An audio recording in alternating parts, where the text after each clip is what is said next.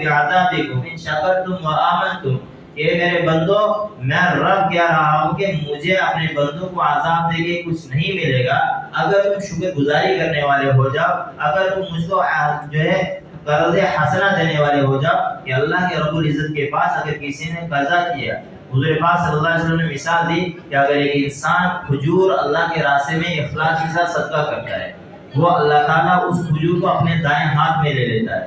صدقے کی جو کھجور ہے اللہ رب العزت اس کو اپنے ہاتھ میں لے لیتا ہے، اور اس کے بعد اللہ تعالیٰ اس کی ایسی پرورش کرتا ہے جیسے انسان اونٹ کے بچے کی پرورش کرتا ہے. حدیث میں مثال دی اونٹ کے بچے کی، اس لیے کہ عرب کے لوگ بڑا خیال رکھتے تھے بچے کا، کیونکہ اس کو سردی بھی لگ سکتی ہے، گرمی بھی لگ سکتی ہے، بڑی پرورش کرتے ہیں بڑے ناز و نخروں میں، تاکہ بڑا ہو کے ہم کو فائدہ دے گا. اللہ تعالیٰ اخلاص سے دیے والے صدقے کو اپنے دائیں ہاتھ میں لیتے ہیں، اور قیامت کا دن آنے تک اس صدقے کو اس طریقے سے بڑھاتے ہیں کہ وہ کھجور سے پہاڑ کے برابر پہنچ جاتا ہے. ایک ریال صدقہ دیا، اللہ تعالیٰ اس کو پہاڑ کے صدقے کے برابر پہنچا دیتے ہیں. کل قیامت کے دن جب اس سامنے آئے گا، اس کو اللہ جو ہے بہترین بنا کے لوٹائے گا.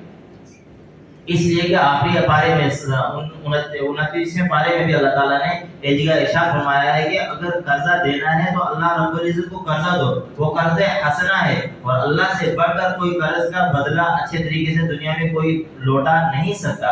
اور تم جو صدقہ کر رہے ہو وہ اللہ رب العزت کو تم قرضہ دے رہے ہو، جو کل قیامت کے دن تمہیں لوٹ کر واپس دیا جائے گا اور تمہارے یہ کام آئے گا. ایک حدیث پاک میں بھی اللہ کے نبی صلی اللہ علیہ وسلم نے فرمایا کہ انسان مال کے 3 حصے کرتا ہے. انسان حصے نہیں بھی کرتا، فطرتی طور پہ انسان جب مال کماتا ہے خود بخود اس کے 3 حصے بن جاتے ہیں.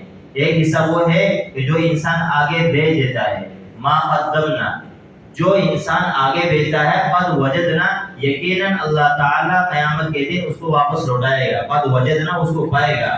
ما اکلنا قد رغبنا، جو دوسری قسم ہے وہ یہ ہے کہ وہ کماتا ہے، خود کے اوپر خرچ کرتا ہے، جائز طریقے سے خرچ کرتا ہے، اپنے بیوی بچوں پہ خرچ کرتا ہے، غریبوں پہ خرچ کرتا ہے، اس نے اس کا نفع اٹھایا، قد ربحنا، اس کا فائدہ اٹھایا. اور تیسرا جو حصہ ہے وہ مال کا، وہ حصہ ہوتا ہے جو انسان جمع کرتا رہتا ہے، اس کو معلوم نہیں کہ موت کی کون سی ڈیٹ ہے، اچانک سے موت آ جاتی ہے، قد خلفنا قد خسرنا، کہ وہ پیچھے رہ جاتا ہے، اس کی اولاد اس کو جائز کاموں میں خرچ کرے گی، ناجائز کاموں میں خرچ کرے گی، کوئی گارنٹی نہیں ہے. یقیناً وہ اس کے لیے وبال جان ہے، وہ اس کے لیے پکڑ کا ذریعہ ہے. اس حدیث سے اللہ کے نبی صلی اللہ علیہ وسلم نے فرمایا کہ تم ایسے حصے بناؤ کہ جو اللہ کا حق ہے وہ تم نکال دو. اب جب اللہ کا حق نکل گیا، اس کے بعد جو تم نفلی صدقہ کرو گے یہ تم اپنے اوپر احسان کر رہے ہو. لیکن آج ایمان والوں کا حال یہ ہے کہ نفلی صدقے تو دور کی بات ہے، زکوٰۃ دینے میں ٹالو مٹول کرتے ہیں، زکوٰۃ دینے میں ہیرا پھیری کرتے ہیں، زکوٰۃ دینے میں جو ہے اپنے اوپر مصیبت سمجھتے ہیں. اور یقین مانو کہ جو زکوٰۃ نہیں دیتے وہ اپنے لیے وبال جان تیار کر رہے ہیں. قرآن کریم نے وضاحت کے ساتھ یہ باتیں بتائیں، اس لیے کہ کوئی انسان اس دھوکے میں نہ رہے کہ کل قیامت کے دن کہے کہ اتنا بڑا عذاب تھا زکوٰۃ نہ دینے کا، مجھے تو اس کے بارے میں معلوم نہیں تھا. تو کتنے ہماری بہن بھائی لوگ ہیں کہ زکوٰۃ کے بارے میں تصور نہیں کرتے ہیں، زکوٰۃ کے بارے میں سوچتے تک نہیں. اور یہ اللہ کا حق ہے، اور یہ خاص کر رمضان کا مہینہ، اس میں اللہ کے نبی صلی اللہ علیہ وسلم نے فرمایا جو انسان ایک نفل پڑھے گا 70 کا ثواب، ایک نیکی کرے گا 70 کا ثواب، ایک صدقہ کرے گا 70 کے حساب سے اللہ تعالیٰ اس کا اجر لکھا جائے گا. اور اللہ کے نبی صلی اللہ علیہ وسلم نے آخری عشرے میں خاص طور پہ اپنی ہر عبادت کو بڑھا دیتے تھے، اپنے صدقات کو بڑھا دیتے تھے، اپنے نوافل کو بڑھا دیتے تھے، اپنی تلاوت کو بڑھا دیتے تھے. کیونکہ یہ جو آخری عشرہ ہے، خاص کر پورا رمضان، یہ وہ رمضان ہے جس میں قرآن کریم نازل ہوا، یہ وہ رمضان ہے جس میں اللہ تعالیٰ نے ہر گنہگار کی مغفرت کا وعدہ کیا ہے. اتنا ہی نہیں کہ اللہ تعالیٰ اتنی قدر کرتا ہے اس انسان کی جو اپنے رب کی طرف دوڑ کے آتا ہے. اللہ تعالیٰ جبرائیل امین سے بولتے ہیں کہ زمین پہ جاؤ، تم آسمان پہ کیا کر رہے ہو؟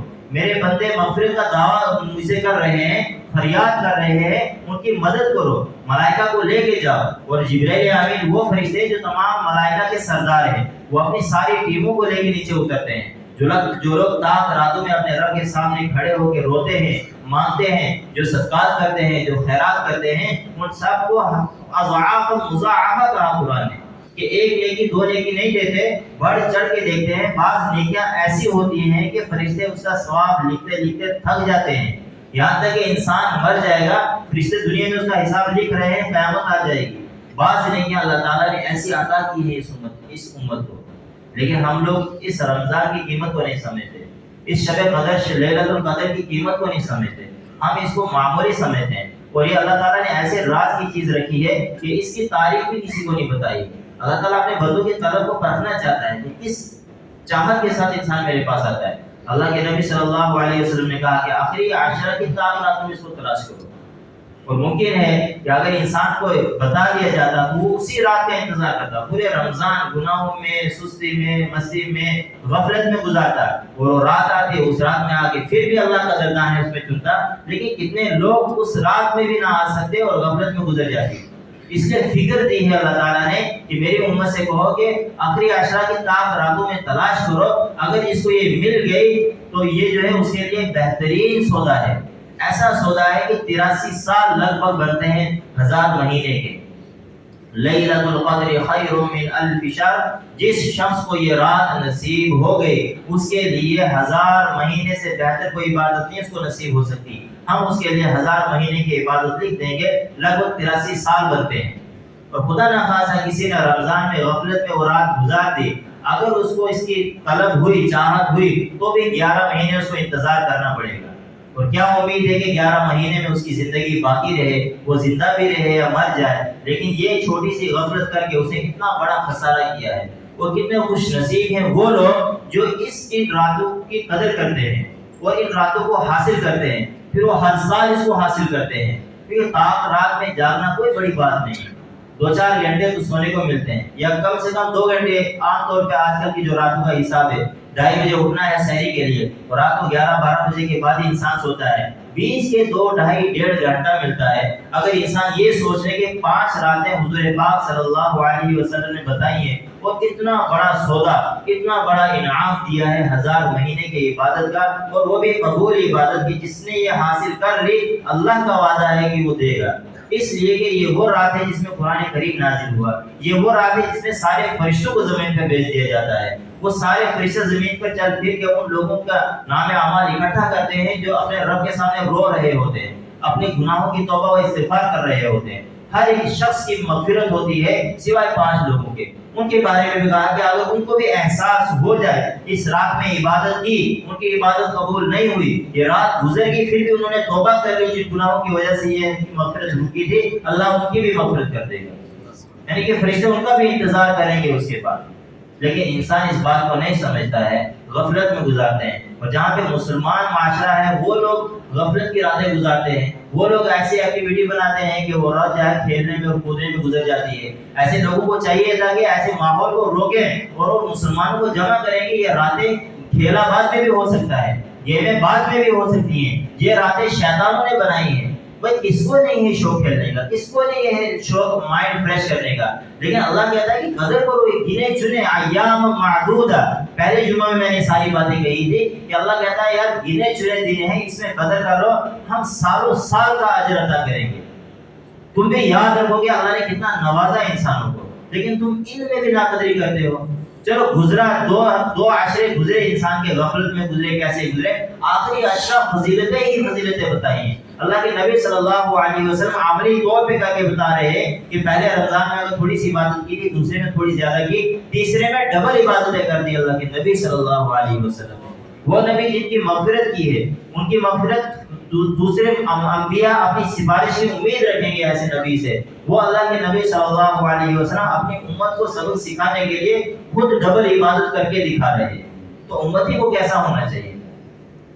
میرے بھائیوں کو یا پیغمبر سمجھانے نہیں آئے گا، اللہ نے قرآن بھیج دیا ہے، اسی کو پڑھ کے، اسی کو پوچھ کے، اسی کو سن کے ہم اپنی زندگی کو سنوار سکتے ہیں۔ اس کے علاوہ کوئی دوسرا آپشن نہیں اللہ نے رکھا ہے کہ آپ پیغمبر آئے گا، تمہارے پیر پکڑے گا اور تم جو ہے اس کو کھینچ کے لائے گا، پھر تم نخرے کے ساتھ آؤ گے، پھر اللہ قبول کرے گا۔ اب وہ وقت نہیں رہا ہے۔ اللہ تعالیٰ نے کہہ دیا ہے کہ الیوم اکملت لکم دینکم واتممت علیکم نعمتی ورضیت لکم الاسلام دینا۔